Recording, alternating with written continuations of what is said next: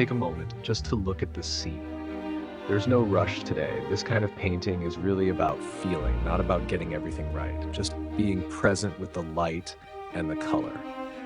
If you look at this garden, you can almost feel the air, soft, warm, a little quiet, like a late spring afternoon. I always like to start by not painting anything specific. No flowers, no table, no chair, just shapes and light. So let's take a brush and begin with the larger areas. You see that bright yellow-green in the middle? That's where the light is living. Everything else will slowly move around it. Just block it in softly. Don't worry if it looks messy. It should. Actually, I think the messy stage is the most honest part. It doesn't pretend to be finished. I remember once I showed a painting at this stage to a friend, and he said, "Are you sure this is going somewhere?" We're still friends. So don't worry if yours looks uncertain right now. Just keep going. Now let's bring in some darker greens around the edges, especially near the top. This helps create a kind of quiet frame, like you're looking through the trees into the garden. Keep your brush loose. Let it move without too much control. Nature is never stiff, and if something feels too sharp, just soften it a little. You can always take a clean brush and gently blur the edge. That's one of my favorite things in painting, edges that disappear. They feel more real, somehow. Now let's slowly move toward the flowers. You don't need to paint every petal. In fact, please don't. Just suggest them. A few soft pink strokes, maybe a little variation in color. That's enough. Our eyes will fill in the rest. Painting is a little like telling a story. You don't need every detail, just enough for someone to imagine.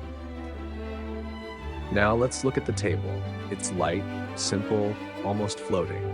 Use soft grays, maybe a hint of blue or green. Keep it quiet. It shouldn't compete with the flowers. In the chair, just a few lines. Nothing too defined. Sometimes less structure feels more natural. Now I'm adding a bit of color in the foreground. Small touches, reds, pinks, a little contrast, just enough to bring life closer to us. Not too much. There's a balance here between calm and movement, and we don't want to break that. At this point, it's good to pause. Just step back for a moment. Look at the whole painting. Not the details, just the feeling. Does it feel light? Does it feel open? If yes, you're on the right track. If not, don't worry. Just adjust gently. Painting isn't about fixing everything. It's about adjusting slowly. You know, this reminds me of I tried painting outside. I set everything up, canvas, brushes, colors, and then a small breeze came, and it kept moving the tablecloth.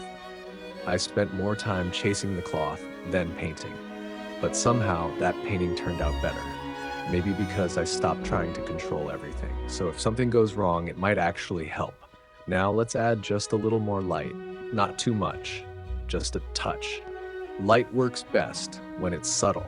If you push it too far, it stops feeling natural. And now we soften a few edges again, especially where things meet the background. Let them melt a little. This creates depth without effort. And finally, just a few small adjustments. Maybe a brighter flower here, or a softer transition there. Nothing dramatic, just listening to the painting. There's always a moment when it feels like enough, not perfect, just enough. And I think we're close to that moment now. So let's stop here. Leave it breathing, leave it alive. Thank you for painting with me. If this felt calm or helped you relax, you can leave a like. It really helps the channel. And I'll see you next time in another quiet painting.